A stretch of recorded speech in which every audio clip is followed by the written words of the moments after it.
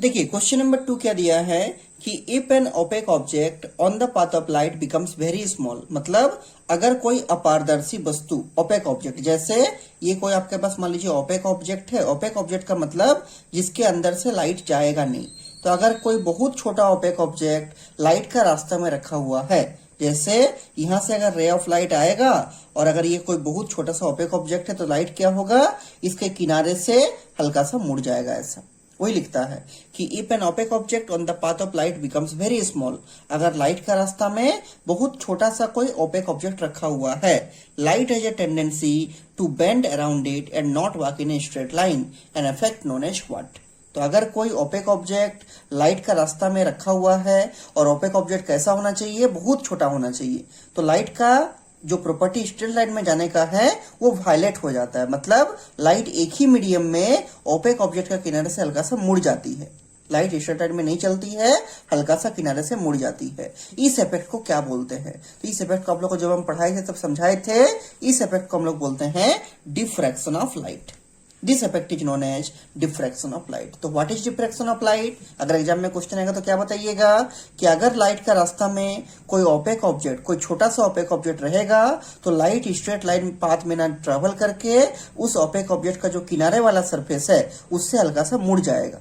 तो ये जो मुड़ने का फेनोमेनन होता है इसी को हम लोग बोलते हैं डिफ्रैक्शन ऑफ लाइट। तो सही ऑप्शन क्या होगा? Option number B, diffraction of light. नीचे लिखिए आंसर में या सॉल्यूशन में, the correct answer is option number B, diffraction of light.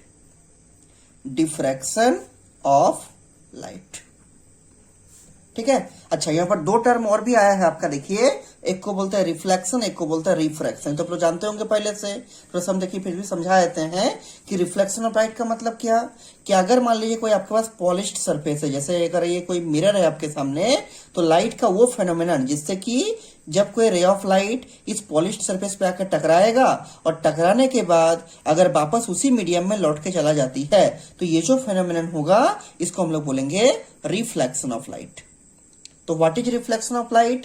When a ray of light falls on a polished or smooth surface, then after its falling, the ray of light, the process of sending the light ray into the same medium is called reflection of light. जब कोई ray of light कोई polished surface पर टकराती है और टकराने के बाद अगर वापस उसी मीडियम में लौट के चला जाती है, तो ये जो प्रोसेस होगा इसी को हम लोग बोलते हैं रिफ्लेक्शन ऑफ लाइट। और ये रिफ्रैक्शन क्या होता है?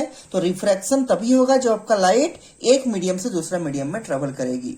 जैसे हम लोग जानते हैं कि अगर ये आपका सेपरेटिंग बाउंड्री है, इसके ऊपर मीडियम नंबर 1 है, इसके नीचे मीडियम नंबर 2 है, तो जब लाइट एक मीडियम से दूसरे मीडियम में जाएगा, मतलब जब लाइट मान लीजिए इस टाइप से आ रही है और सेकंड मीडियम में जब जाएगी, तब या तो वो बेंड्स टुवर्ड्स द नॉर्मल होगा या बेंड्स अवे फ्रॉम नॉर्मल होगा, मतलब वो अपना ओरिजिनल पाथ से डेविएट कर जाएगा।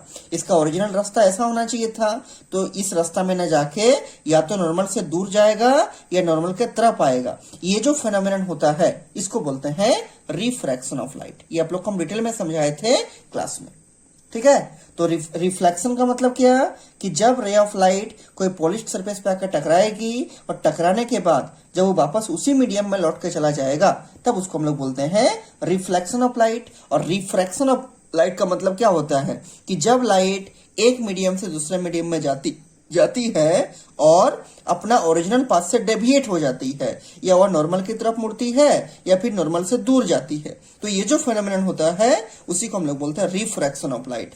और डिफ्रैक्शन ऑफ लाइट क्या होता है, जब लाइट का रास्ता में कोई बहुत छोटा सा ओपेक ऑब्जेक्ट आ जाता है, जब लाइट का रास्ता में कोई बहुत छोटा सा ओपेक ऑब्जेक्ट आ जाता है और उससे लाइट स्ट्रेट लाइन में ट्रेवल ना करके उसके किनारे से मुड़ जाती है, तो ये जो मुड़ने का फेनोमेनन होता है लाइट का अपने ही मीडियम में ओपेक ऑब्जेक्ट के कारण, उसको हम लोग बोलते हैं डिफ्रैक्शन ऑफ लाइट। तो इस क्वेश्चन का सही आंसर क्या होगा? Diffraction of light. This is the most important question. इसको आप लोग ध्यान से लिखिए और इसको कॉपी में बना के रखिएगा, ठीक।